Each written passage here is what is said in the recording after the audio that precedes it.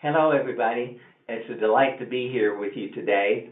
I want to let you know one thing. I always like to do presentations because what it reminds me of is it reminds me that I'm just part of what I call a large army of therapists all across the country who we're always trying to help people, just one client or one couple or one group at a time.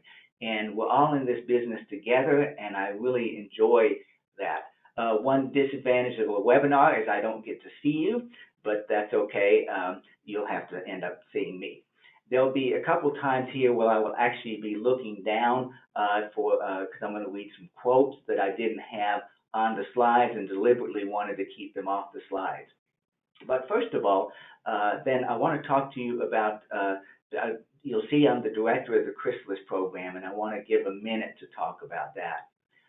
Sierra Tucson has a fairly unique program called the Chrysalis program, and it is designed for people who just don't have a place to fit in terms of the therapeutic treatment options.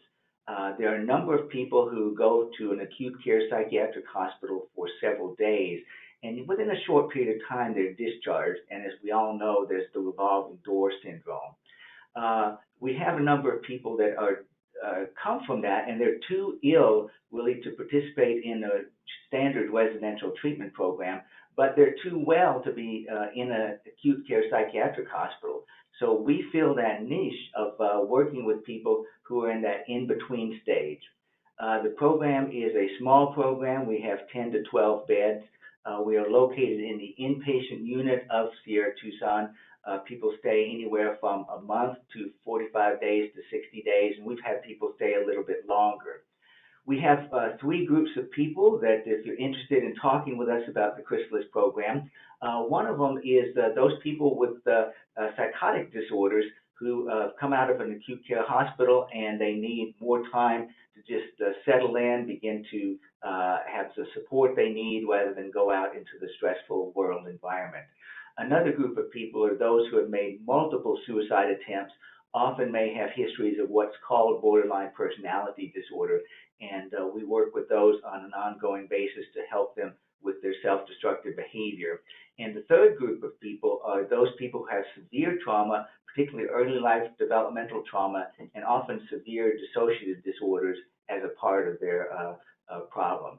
So if you have any more interest in talking about the Chrysalis program, feel free to contact me at Sierra Tucson or contact Courtney, and I'll be glad to talk with you about that. So that's what that is about. But today we're going to talk about the Therapeutic Alliance and also a paradigm shift in trauma recovery. Now, this is basically not a didactic presentation. It's a review of things that many of us already know, but it's just to emphasize some things and then to review what I have come to learn over the past 37 years that I've been in practice. So, I'm board certified in psychiatry as well as addiction medicine. I'm also a somatic experiencing practitioner. I've really enjoyed that. I've also had a year's training in central motor psychotherapy and plan to continue that. I tell my non-physician friends that I'm really more proud of my somatic experiencing practitioner role than I am as a psychiatrist. And the reason that is to get through medical school, all I had to do was memorize long lists of information. But to get to be a somatic experience practitioner, it took personal transformation. So I don't tell my psychiatrist friends that generally, but I'm really proud of that. Now, when it comes to trauma and trauma recovery, I don't consider myself an expert in any way. I have a lot of information. I'm still what I consider a student and a learner, and probably will be during the rest of my career. So what qualifications do I actually have to be talking with you today? And one of them, I think, is that this is my 37th year as a practicing psychiatrist. It's very hard for me to believe it's been that long, but it has been. And I've basically practiced in a variety of settings, anywhere from outpatient to inpatient settings, to jails, to nursing homes, to adult care homes, to day treatment programs, to Indian Health Service, pretty much everywhere you can think of practicing, although I've never practiced in an actual prison itself. But I think I have a lot to say, which is basically to share my experiences. and also to share some of the mistakes that I've made. Because one thing as a practitioner for years, I have made many mistakes along the way and probably will continue to make mistakes as I go through the rest of my career. And I just hope that I don't keep on making the same mistakes over and over again. So in this presentation, it is just a reminder of things that most of us already know. And if you I'd like to invite either things that you agree with or disagree with, so we'll have some time for questions at the end for those things that you feel that are off base on or that you have different or better ideas. One thing I think about as we talk together about things is we all get to learn something new and we get to learn other people's perspective, and I welcome your perspective as well as my own. First of all, we start with definitions of psychological trauma, and people look at this in very, very many different ways. And the first thing we have to think about is that trauma is not the event, but the body's response to the event. So I define it in several ways. One of them is anything that overwhelms our capacity to cope effectively, that disrupts us so much that we can no longer cope. The other thing is trauma is from the ancient Greek word trauma, which means wound. Now, they were referring to physical wounds, but I think it's a good thing to think of in terms of psychological wounds.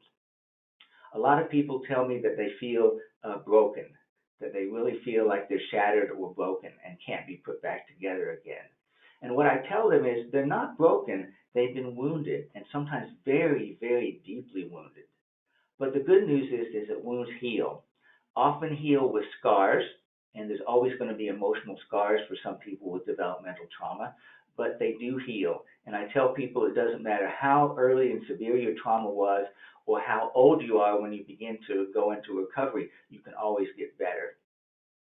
Now, I'm using the word client generally rather than patient for several reasons. First of all, I like to get away, that you'll hear me talk more in the paradigm shift, from looking at a doctor-patient relationship. And I'm going to use the word client because it just is the most common word that we use in different of the fields that we have together in your different practices. It's not necessarily the best word, but it's the word I will use for the people that we see. Now, another thing that I think is interesting is that diagnostic categories don't really touch on what is really the aspects of significant developmental trauma. DSM-5 doesn't even have a diagnostic category for that. And we do need to use the DSM-5 and the DSM-5 diagnoses. But the fact that there's no category for developmental trauma makes me suspicious of the whole thing. And the other thing is that the dissociative disorders are still separated out from the trauma disorders. And what I have seen is that almost all dissociative disorders, almost all, are often due to psychological trauma. I also like to talk with people about that it is not a disease or a disorder, but that is a normal, clients are experiencing normal nervous system reaction to what have been traumatic circumstances. And I always talk with them about that. Now, in terms of goals of assisted trauma recovery, I like to think of the goals as being very simple, and that is to improve the quality of life and improve the level of functioning. We often have different agendas for the clients, and I really want us to get away from having a certain agenda, except for improving their quality of life and also helping them function better in their life. Now, we often develop other goals, such as we want people to respond well to our certain forms of therapy, or we think they need to do something in order to heal. And I like to get away from that idea and say that anything that helps our clients function better in the world and anything that helps them have an improved quality of life is trauma healing. So there's a lot of things outside the therapeutic environment that can be very helpful for clients with trauma. And so I encourage lots of other outside activities that will bring support and will bring healing to them. So there are some things that we do, however, that I think are important. And one of them is that we do create a safe space. And this is an important thing for us to do.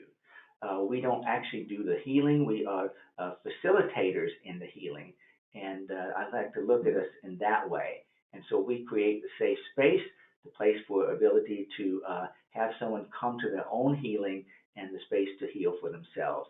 And I think this takes a mindful, affirming, and non-judgmental stance when we work with our clients.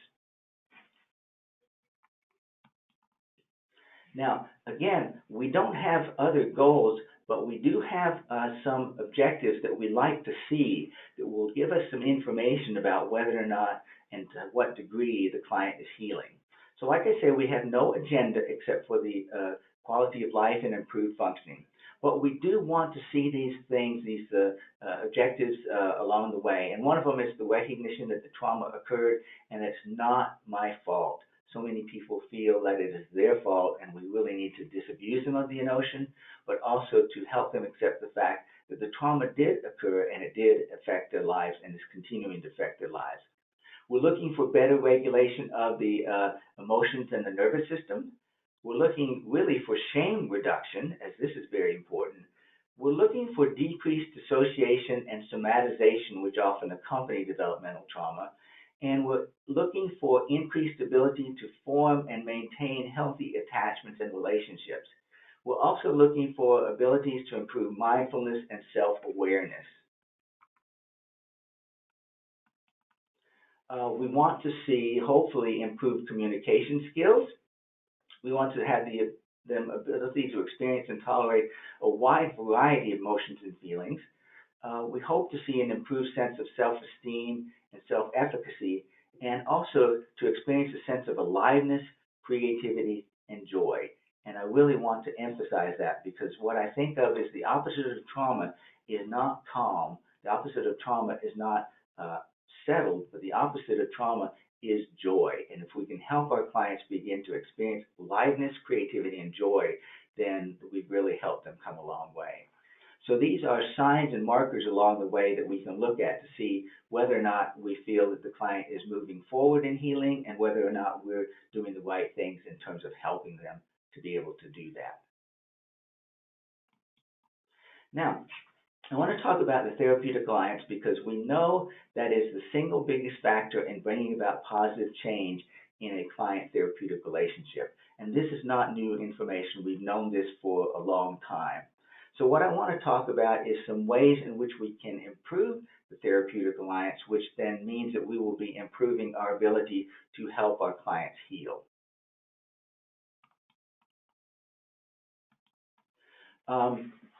Now, in addition to the therapeutic alliance, there are 4 other non-specific factors that are very helpful in terms of people recovering. And these non-specific factors have been shown to be more important than the specific type of therapy that we're practicing. Those types of therapies are very important, and we need to be able to learn a number of different ways, a number of different tools to help the clients improve. But what we need is the non-specific factors, and that is, the second one is the positive regard that we have for our client. We must have a positive regard for them and find something in them, or we're not going to be able to help them very much.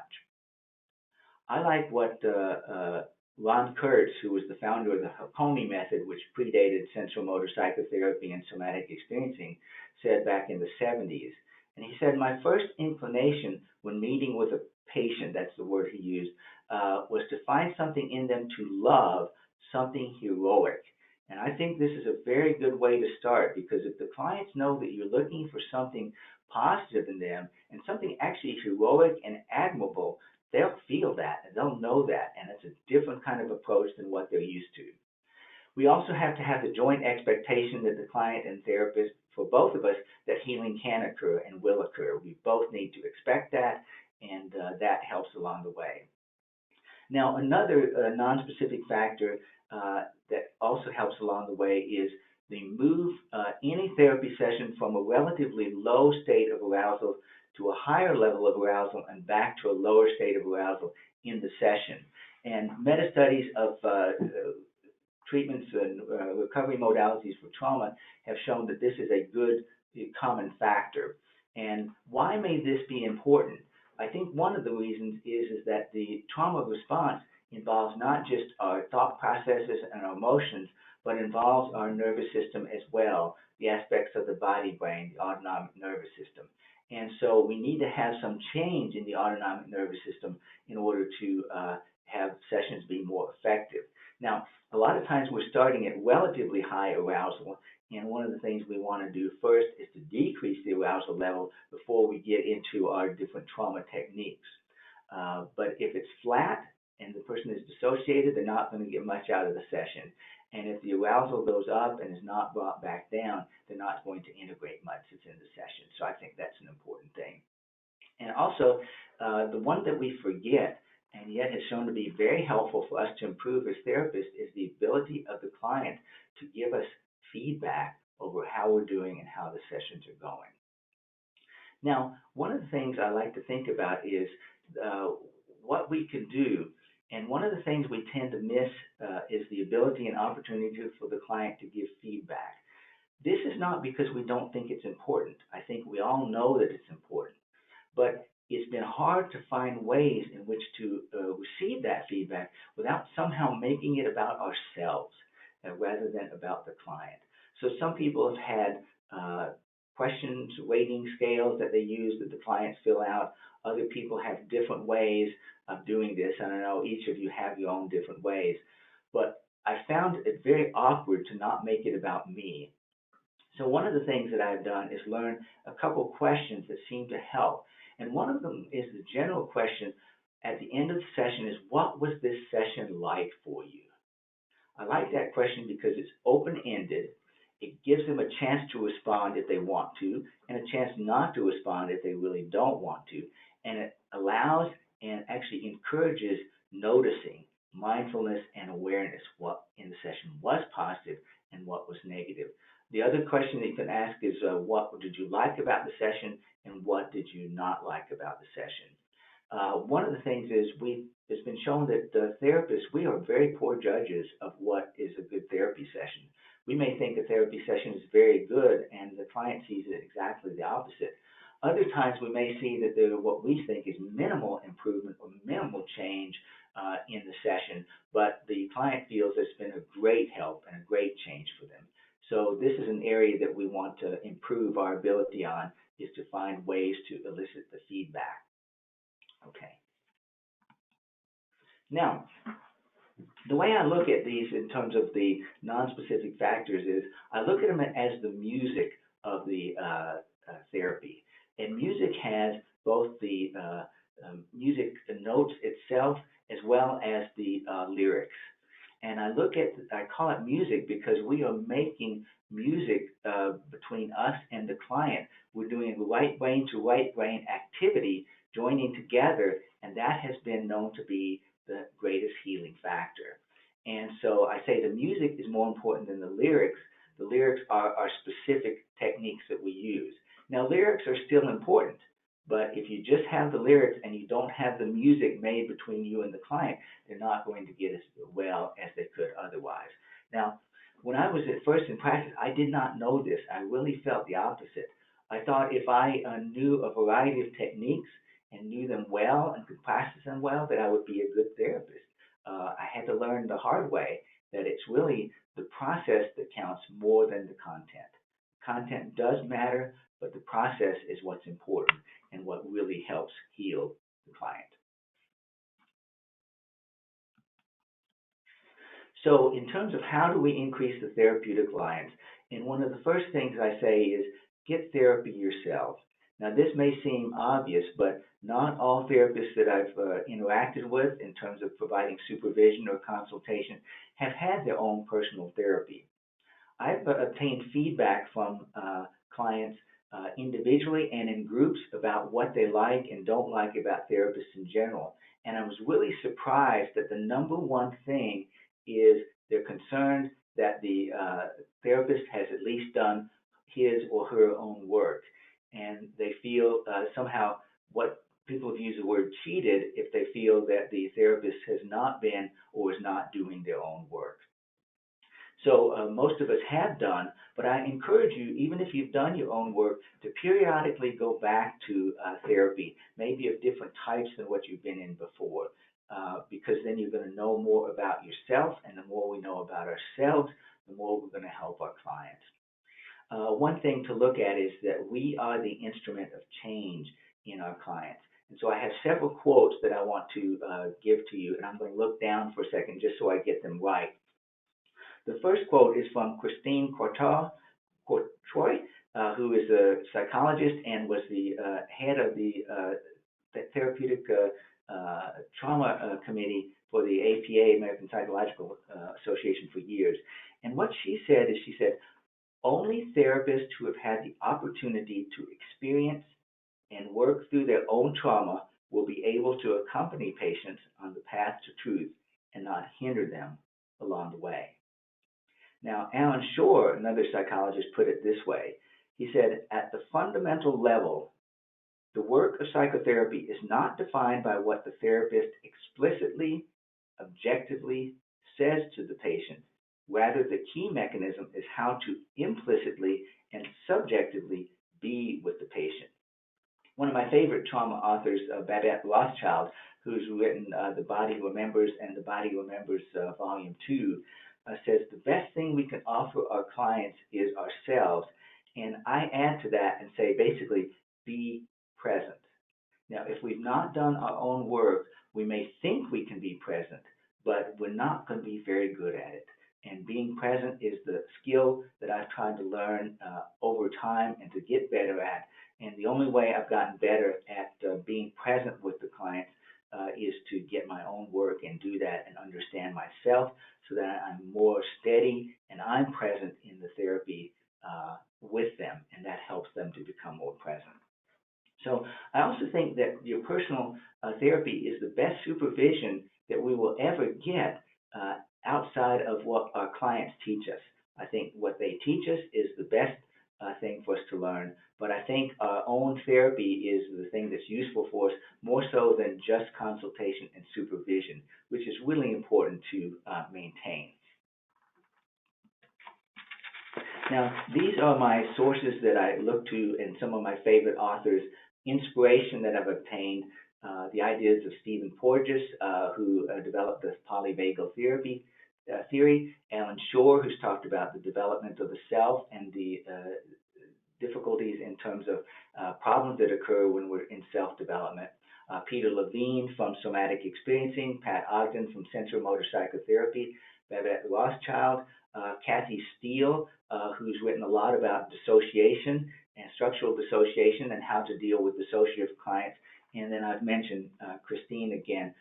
She's written several good books, and one of them I really enjoyed is there down on the bottom right, the Healing the Incest Wound.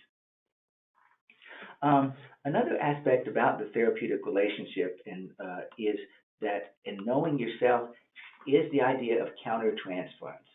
Now, we all have countertransference reactions to our clients, and they're neither good nor bad. I don't think any countertransference is bad or is it particularly good. It's just is and is what it is.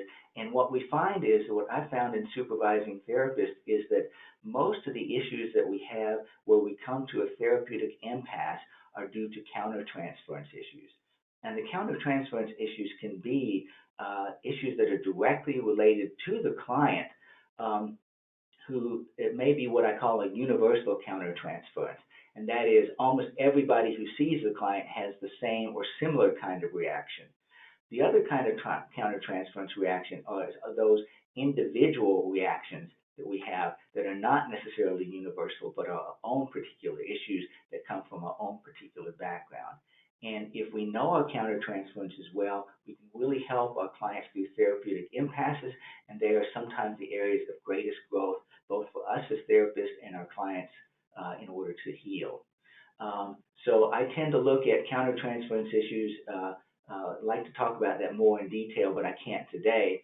But I tend to look at issues where I start to feel some dread or negativity about seeing the client, or when I'm especially glad to see the client. Then I know there's some countertransference going on because I'm losing my neutrality in some way. Now, the other thing that we have to do is we have to improve and to maintain our own personal spirituality. And I'm going to give you a quote from Kathy Steele, which to me is one of the best things I've ever read on maintaining our health as therapists. So I'm going to read an excerpt from an article that she wrote a number of years ago called Sitting with the Shattered Soul.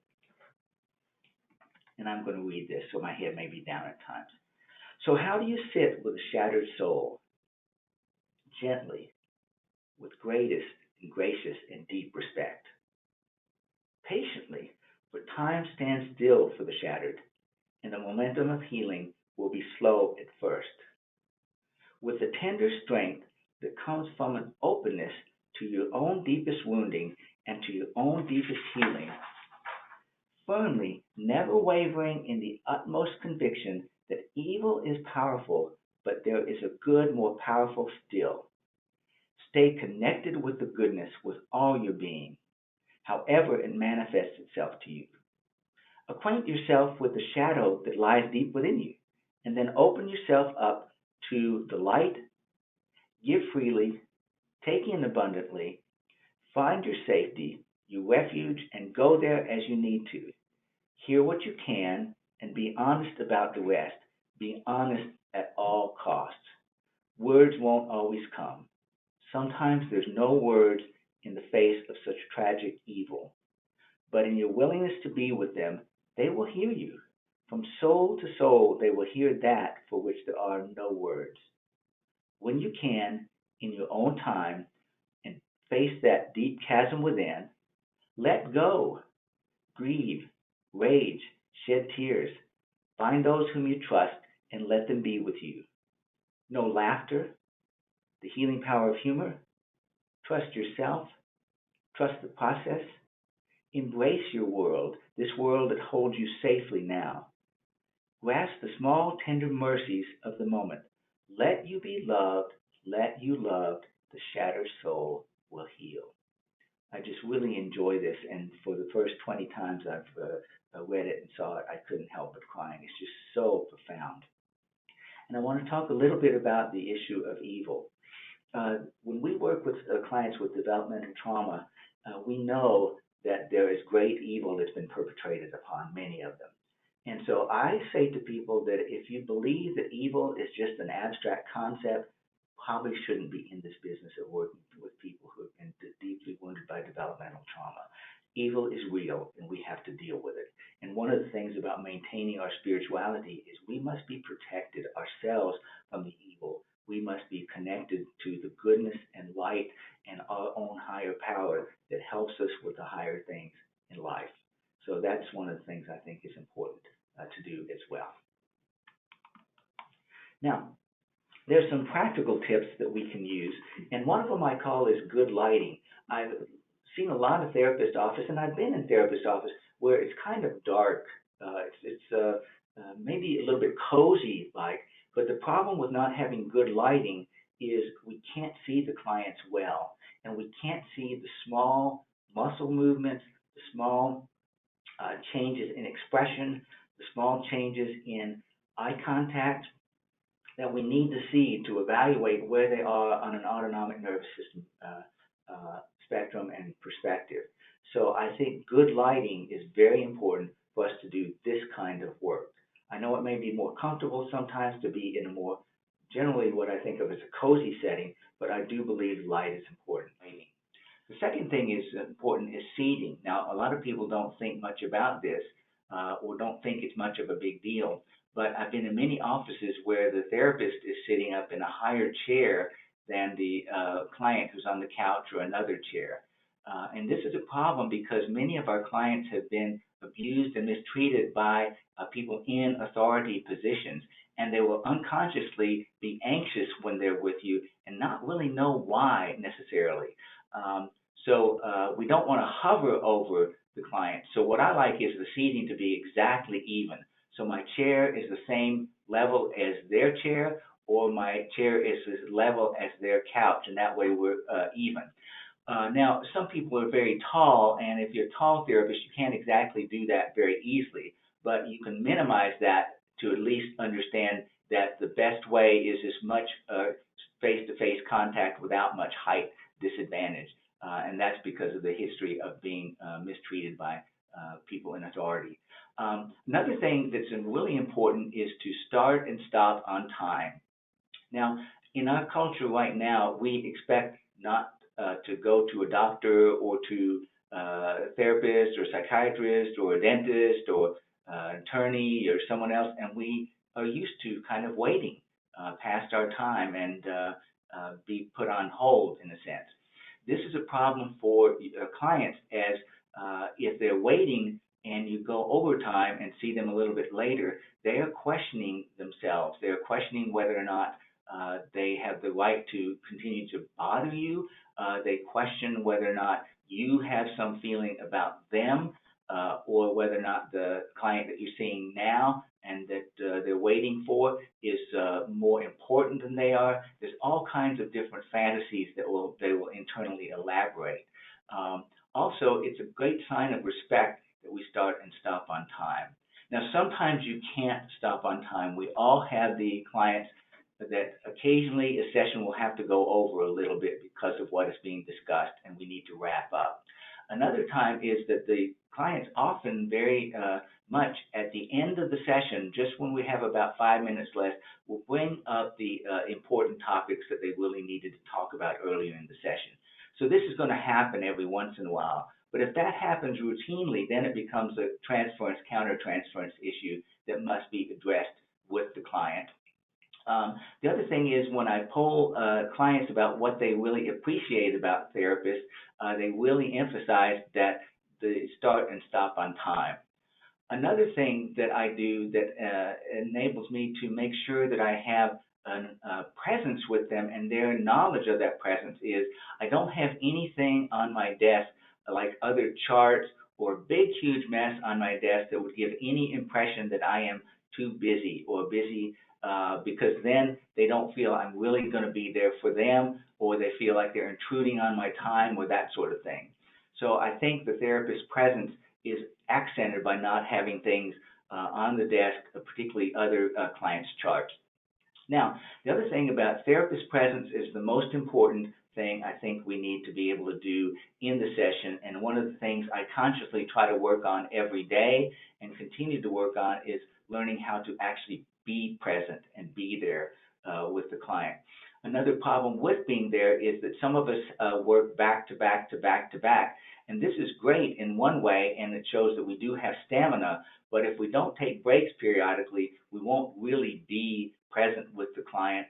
We think we will be, but we're really not, because we can't do that on a back to back to back to back basis. The other thing I want to talk about is the spirituality, and we must be connected with our spirituality and connected strong to light, goodness, hope, optimism, those things that come from our relationship with our higher power.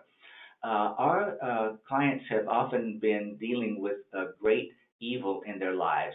And so I say that evil is real, and if we believe in it just as an abstract concept and not something that's real, maybe we ought not to be dealing with these clients with significant developmental trauma because of what's really happened to them. So I really say stay close to your spirituality and your spiritual source.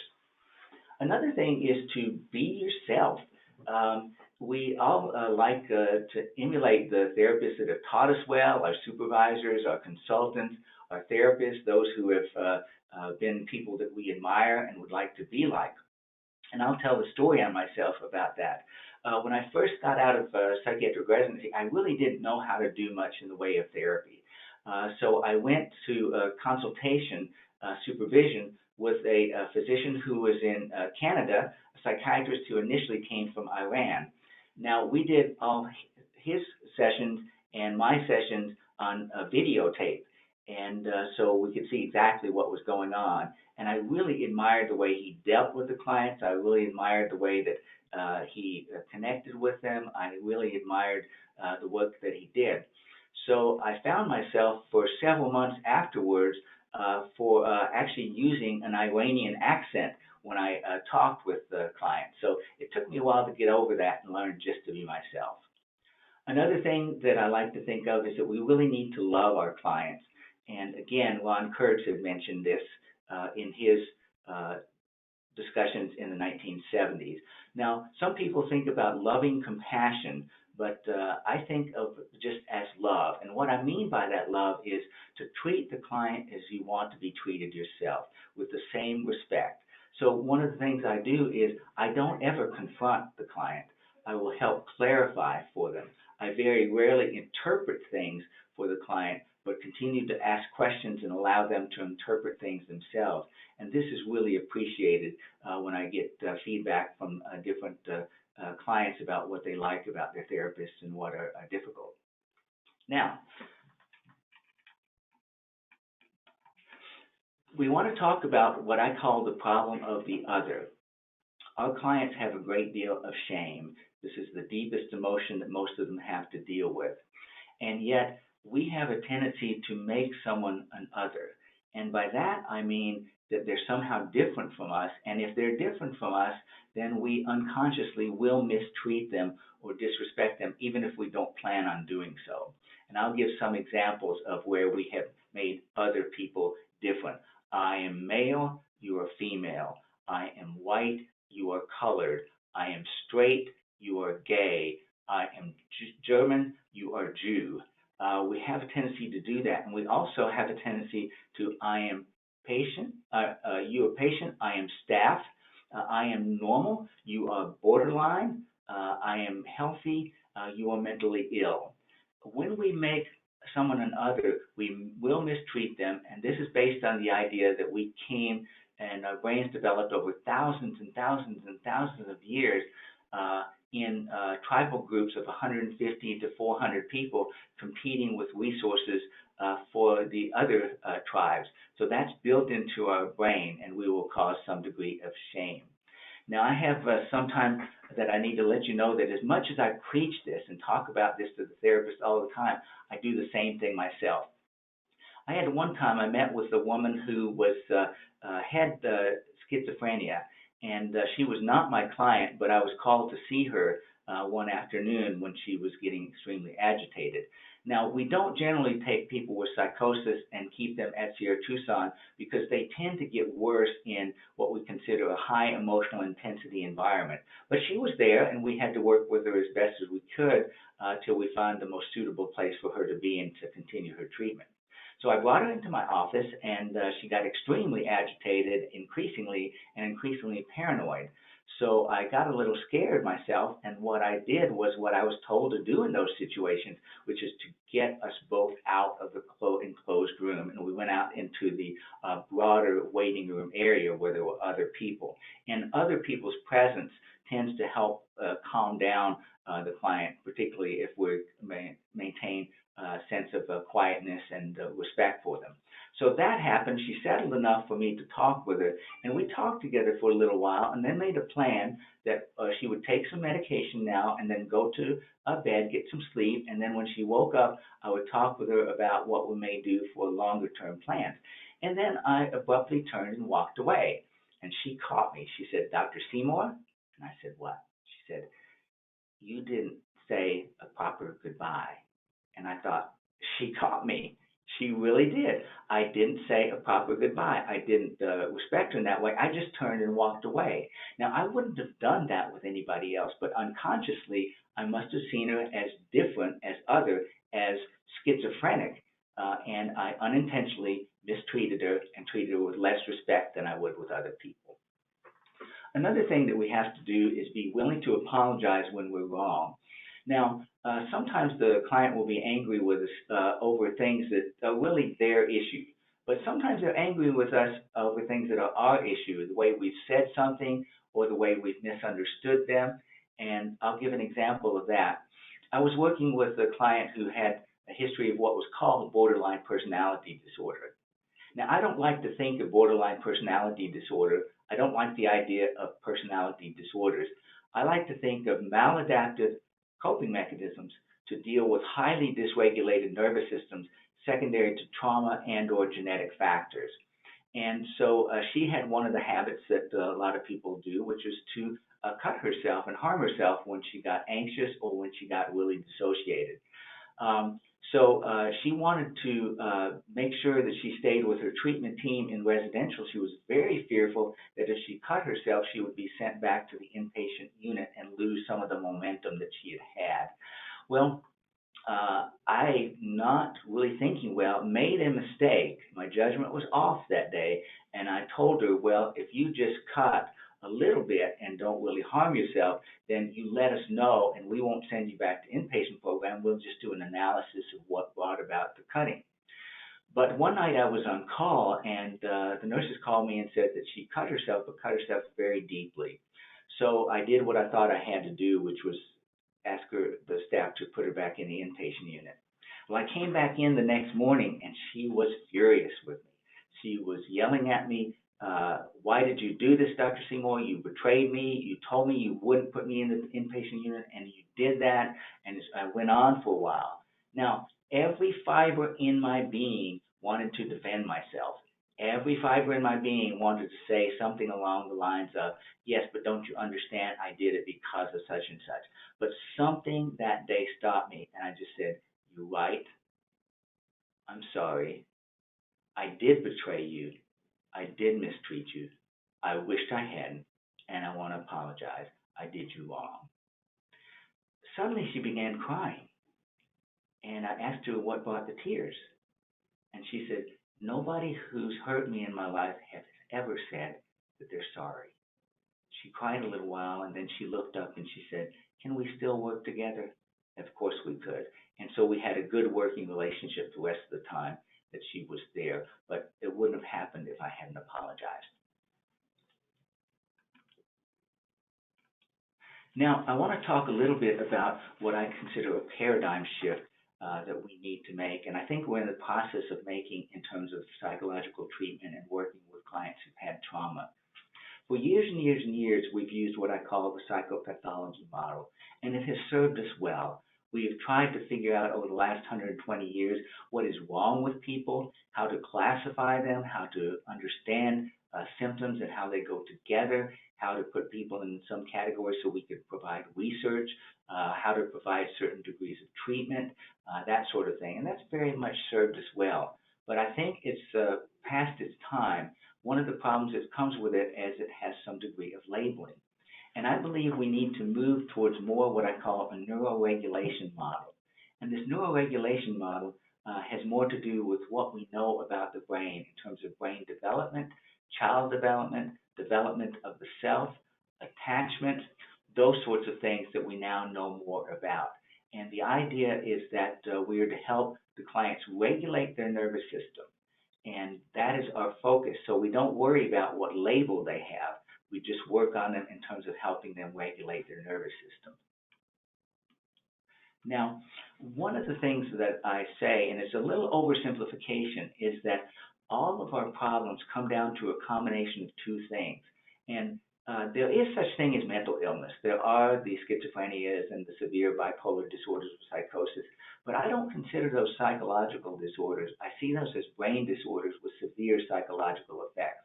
But if we exclude those and we look at the majority of us, our problems come down to two things.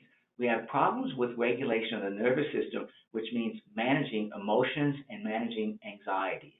And we have difficulty with that. And the second difficulty we have is problems in navigating interpersonal relationships. And the two are very closely linked together in that the more difficulties that we have in regulating our system, the worse our interpersonal relationships will be, and vice versa. They are definitely linked together. They are linked together through the polyvagal theory, which we'll not discuss today. Now, one of the things that I want to give an example of is those clients who have the so-called borderline personality disorder have the worst interpersonal relationships. They even have trouble getting along with us as those who are trying to help them. But they, of all the clients that we see, appear to have those most severely dysregulated nervous systems. And as you help them regulate their nervous system, learn to manage emotions, learn to manage anxiety, the interpersonal relationships get a lot better. So the two are highly linked, and I think we need to remember those things when we think about a paradigm shift.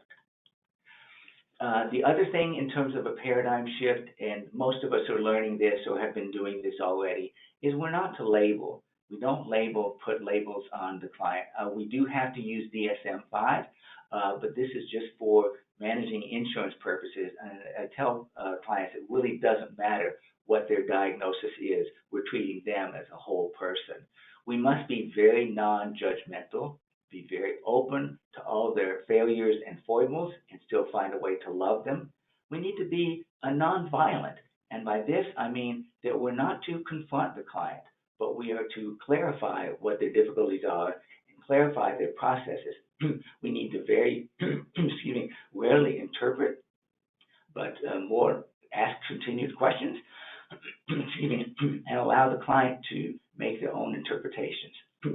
Another thing is that we want a strength and resource-based model rather than the way that we look at things. We've always tended to look at things as what is wrong with the client first. And I always like to start with what is right with the client. What is good about them? What are their strengths? What are the things that have helped them before in the past? So we can help them re-tap into those things that have been useful to them before. And I also want to maintain and help them stay in the window of tolerance so that their anxiety does not get so much that they're tremendously overactivated or they're not dissociated and underactivated. So again, with the paradigm shift, non-labeling and starting with what is right are two of the most important things. Now, this is a bibliography, and I'm open to any questions that anybody might have right now. Thank you. Question here that I see is, do you use the Adverse Childhood Experience Survey at all? Yes, actually we do, and we use that survey not only for our clients in the Chrysalis program, but for almost all the clients that come in, particularly everybody that comes into the trauma program.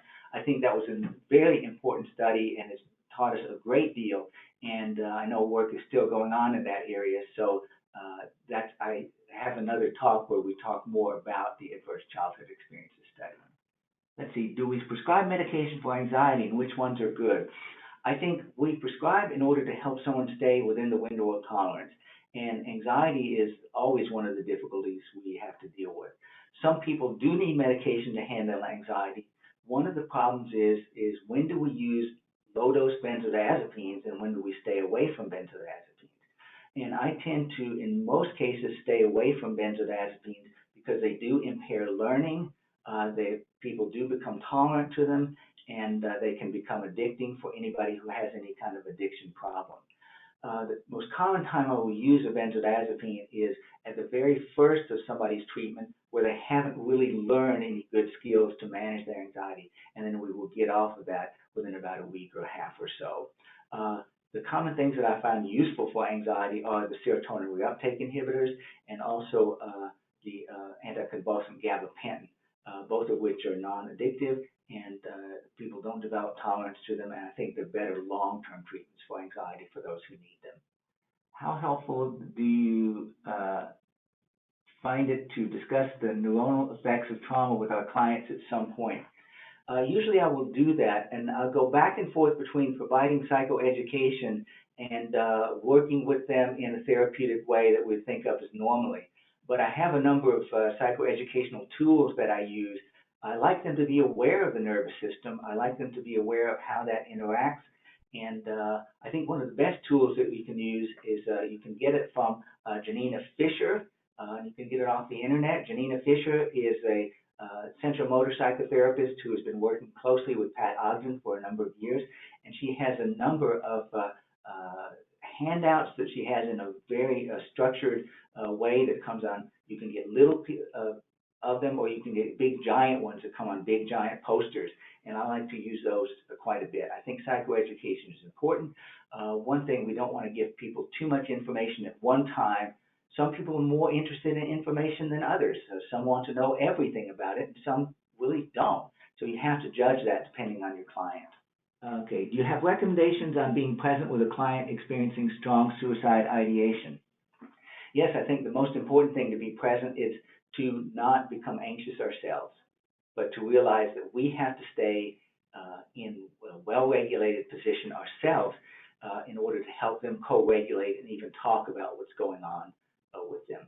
As one of my residency training directors said years ago, there's anxiety in the session room, and it better be the client who has the anxiety more than we do. I hope that helps someone. But I think us staying regulated and well regulated is the most important. How are we applying this information to present situations in the situation with COVID-19? This has been very difficult for all of us. There have been a number of cases where I've been working with outpatients in our partial hospitalization program that we are doing it by Zoom or by FaceTime. That's very difficult without that actual physical presence. It's better than nothing, but it's difficult.